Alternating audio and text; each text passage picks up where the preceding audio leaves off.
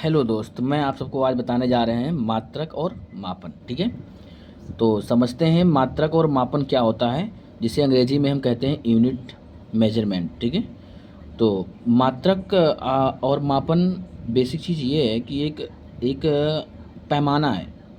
मापन एक मापने की विधि होती है। मात्रक वो चीज़ होती है जिसमें मेजर करते हैं। जैसे आप कोई भी चीज़ ले रहे हैं, जैसे मान लीजिए आपने 5, अब 5 क्या, 5 kg आपने क्या किया, आपने आलू लिया। तो ये 5 क्या हो गया, ये आपने एक तरीके से एक परिमाण हो गया कि ये इतना है। और इसके पीछे जो लगी हुई जो यूनिट है, ये बता रही है किस में मेजर कर रहे हैं, किलोग्राम में। मतलब किलोग्राम एक क्या हो गई आपका, उसका मात्रक हो गया। और ये एक परिमाण हो गया, मतलब कितना है, 1 kg, 2 kg, 3 kg, 4 kg। तो ये आपका क्या हो गया, एक परिमाण हो गया और ये एक यूनिट हो गई जिसमें मेजर करते हैं। जैसे आपने क्या किया, आपने बोला 2 लीटर, तो ये लीटर क्या हो गया आप, ये एक मापन की एक यूनिट हो गई। और ये उसका परिमाण होगा, कितना बता रहा है, 2, 4, 6। तो ये होती है क्या, आपके मापन की एक विधि होती है। उसमें आप मेजर कर सकते हैं लंबाई को, आप द्रव्यमान को, समय को, बल को। तो अलग अलग हम पढ़ेंगे इसमें कितने टाइप्स की भौतिक राशियाँ होती हैं। तो ये भौतिक राशियाँ क्या होती हैं, फिजिकल क्वांटिटी जिसे इंग्लिश में बोलते हैं। फिजिकल क्वांटिटी होता है आपका जिसे हम प्रत्यक्ष रूप से, जिसे हम प्रत्यक्ष या अप्रत्यक्ष रूप से माप सकते हैं। मतलब ये है, जैसे हमने आपसे बोला कि 5 kg, तो ये 5 kg आप क्या कर रहे हो, कोई सामान है आपने लिया, उसको 5 kg उसको मेजर कर ले रहे हैं। आपसे ऐसा कुछ कहें जिसे मेजर ना कर सकें, तो क्या हो जाएगा आपका, भौतिक राशियाँ नहीं होंगी वो। जैसे क्या है, प्रत्यक्ष रूप से अप्रत्यक्ष रूप से जिसे हम माप सकते हैं, जैसे द्रव्यमान हो गया, कोई लंबाई हो गई, समय हो गया और बल हो गया। आपने 5 न्यूटन का बल लगा रहे हो कहीं पे, तो 5 एक परिमाण हो गया और न्यूटन क्या हो गया है, उसका एक यूनिट हो गया।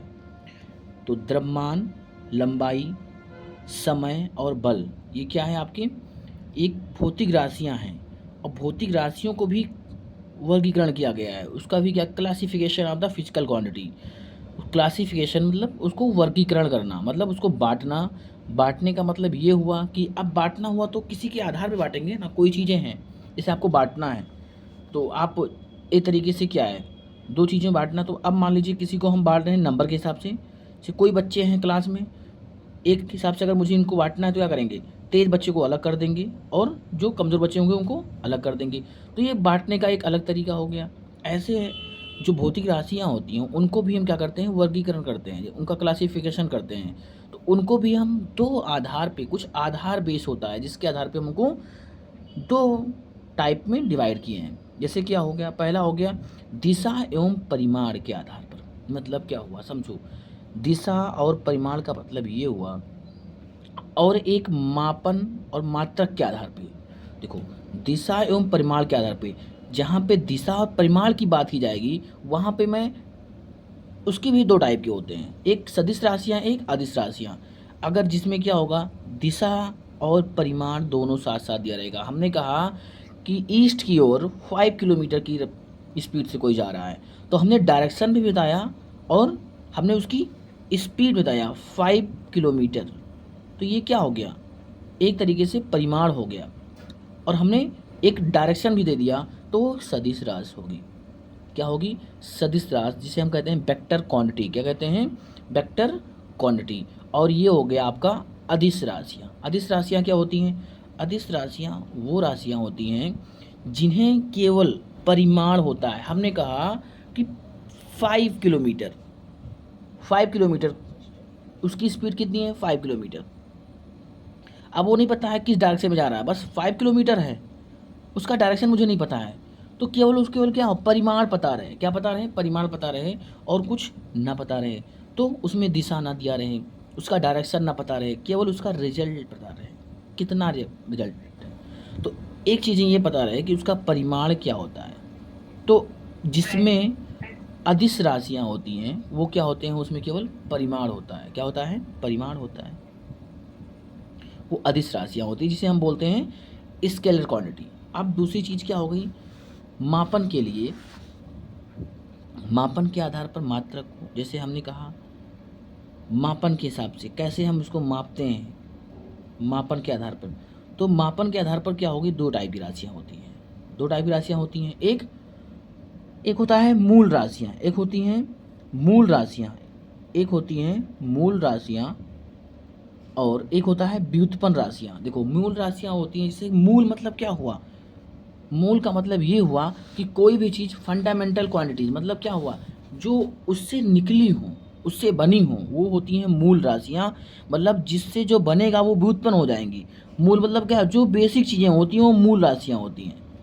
कुछ ऐसे चीज़ होंगे जो मूल होंगे, जैसे मतलब क्या समझो, कोई चीज़ें जैसे एक ट्री है, एक ट्री है और ट्री का जो रूट होता है वो क्या होता है, इसी के बेस पे, तो ये उसका मूल पार्ट है। अगर ये पार्ट नहीं रहेगा तो क्या ये पेड़ के स्टेम होंगे? नहीं होंगे। तो ये उसका क्या है, एक तरीके से फंडामेंटल बेस है। मतलब क्या हुआ, ये उसकी मूल राशियाँ हैं और जो इससे निकली हुई हैं वो होंगी उनकी व्युत्पन्न राशियाँ। मतलब ये समझो, जो मूल राशियों से निकलती हैं या बनती हैं उसे हम व्युत्पन्न राशियाँ कहते हैं। आगे हम इसके डिफिनेशन की बात करेंगे, थोड़ा थोड़ा समझते हैं पहले। अदिश राशियाँ क्या होती हैं? ऐसी भौतिक राशियाँ जिनको व्यक्त करने के लिए केवल परिमाण की आवश्यकता होती है, दिशा की नहीं। वो क्या होती हैं? अदिश राशियाँ। हमने आपको पहले बता दिया कि जिसमें केवल परिमाण दिया हो, दिशा की बात ना की गई हो। जैसे क्या हुआ, दूरी, चाल, द्रव्यमान। हमने द्रव्यमान की बात किया, 5 किलोग्राम। इसमें क्या डायरेक्शन है? कोई डायरेक्शन है? पश्चिम की ओर 5 किलोमीटर नहीं, बस ये बता दिया 5 किलोमीटर। एक द्रव्यमान क्या हो गया? आयतन। हमने बता दिया इसका आयतन, तो आयतन हमने बोल दिया। तो अब बताओ मुझे, क्या इसमें कोई डायरेक्शन देने की समय? क्या कोई बोलता है कि पश्चिम 5 मिनट 5 बज गए हैं? नहीं। तो ऐसा क्या हो गया, केवल बोलते हैं 5 o'clock, ठीक है। तो अब क्या हो गया, समय, आयतन, द्रव्यमान, चाल, दूरी, तो ये सब क्या हो गई, एक अदिश राशियाँ हो गई जिसे हम बोलते हैं स्केलर क्वांटिटी, ठीक है। आगे क्या हो गया, कोई भी क्वेश्चंस आगे हमने आपको बता चुका हूँ। यहाँ पे दो टाइप के होते हैं, एक अदिश राशियाँ, एक सदिश राशियाँ। तो अदिश राशियाँ की बात कर चुके हैं, सदिश राशियों को हम समझाने जा रहे हैं। सदिश राशियों का डिफिनेशन क्या होता है, जिसे बोलते हैं वेक्टर क्वांटिटीज़। तो वेक्टर क्वांटिटीज़ क्या होती हैं? ऐसी भौतिक राशियाँ जिनको व्यक्त करने के लिए परिमाण के साथ साथ दिशा की भी आवश्यकता होती है, वे सदिश राशियाँ कहलाती हैं। जैसे क्या हो गया, हमने कहा बल, हमने कहा बल, तो बल फोर्स, जिसे बोलते हैं फोर्स किधर अप्लाई हो रहा है, ऊपर से हमने क्या किया, फोर्स लगा रहे हैं, हमने अपवर्ड फोर्स लगा रहे हैं। तो एक डायरेक्शन बता रहे हैं ना कि पश्चिम से 5 न्यूटन का फोर्स, ये डायरेक्शन से 3 न्यूटन का बल, ठीक है। तो ये सब चीज़ें क्या हैं, डायरेक्शन के साथ इसको हम प्रेजेंट करते हैं। एक हो गया, क्या हो गया, विस्थापन जिसे हम डिस्प्लेसमेंट बोलते हैं, ठीक है। ऐसे क्या हो गया, वेलोसिटी जिसे हम वेग बोलते हैं, समवेग, ठीक है। तो समवेग, कोणीय वेग, चुंबकीय तीव्रता, ठीक है, आदि, ये सब क्या होती हैं आपकी, ये सब क्या होती हैं, सदिश राशियाँ होती हैं। इन सबको बताने के लिए परिमाण के साथ साथ दिशा की भी ज़रूरत होती है। तो ये राशियाँ क्या होती हैं, सदिश राशियाँ होती हैं। जैसे हम आगे बात करते हैं, अभी आगे क्या बात करते हैं, आगे बात करते हैं इसमें कि मापन के आधार पर और मात्रक के आधार पर राशियाँ क्या होती हैं, मूल राशियाँ और व्युत्पन्न राशियाँ। तो हमने पहले ही समझा चुके हैं इसको, डेफिनेशन देख लेते हैं क्या होता है। मूल राशियाँ जिसे हम बोलते हैं फंडामेंटल क्वांटिटीज़, वे भौतिक राशियाँ जो अन्य भौतिक राशियों पर निर्भर नहीं करती हैं। मौलिक भौतिक राशियाँ या मूलभूत भौतिक राशियाँ कहलाती हैं। जैसे मतलब क्या हुआ, जो किसी पे डिपेंड नहीं होता उसे क्या बोलते हैं, उसे बोलते हैं मूल राशियाँ या फिर मौलिक भौतिक राशियाँ बोलते हैं। जो किसी पे डिपेंड नहीं करती हैं, वो सेल्फ होती हैं। जैसे क्या हुआ, द्रव्यमान, लंबाई, समय, तापमान, विद्युत धारा, ज्योति तीव्रता, पदार्थ की मात्रा, ये सब क्या हो गए आपके ये सब आपके हो गए मूल राशियाँ, जिन्हें व्यक्त करने के लिए किसी दूसरी राशियों की ज़रूरत नहीं पड़ती है। वो क्या हो जाते हैं, आपके मूल राशियाँ होती हैं और इनके मूल मात्रक भी होते हैं। ये बहुत इम्पोर्टेंट है एग्ज़ाम के लिए, ये मोस्ट इम्पॉर्टेंट है, यहाँ से क्वेश्चन आते हैं। हो सकता है कि आपको पूछ ले ज्योति तीव्रता का कैंडेला, विद्युत धारा का एम्पियर, तापमान का केल्विन, ठीक है, केल्विन का आपका पूछ सकता है मात्र, ठीक है, समय का पूछ सकता है, ठीक है, ऐसे लंबाई का पूछ सकता है क्या होता है, द्रव्यमान का पूछ सकता है। तो ये सब चीज़ें आपको, पदार्थ की मात्रा मोल होता है, ये सब चीज़ें ये सबको आती हैं। द्रव्यमान का किलोग्राम हो गया, लंबाई का मीटर हो गया, समय का सेकेंड हो गया, तापमान का केल्विन हो गया, आपका ये विद्युत धारा का एम्पियर हो गया, ज्योति तीव्रता का कैंडेला हो जाता है, और पदार्थ की मात्रा का मोल होता है। तो ये मात्रक तो बेसिक चीज़ें होती हैं जो आती हैं, लगभग में सबको आती हैं, लेकिन इसमें से जो इधर के मात्रक हैं, ज्योति तीव्रता के मात्रक ये होता है, ठीक है, कैंडेला। पदार्थ की मात्रा का मात्रक क्या होता है, मोल होता है।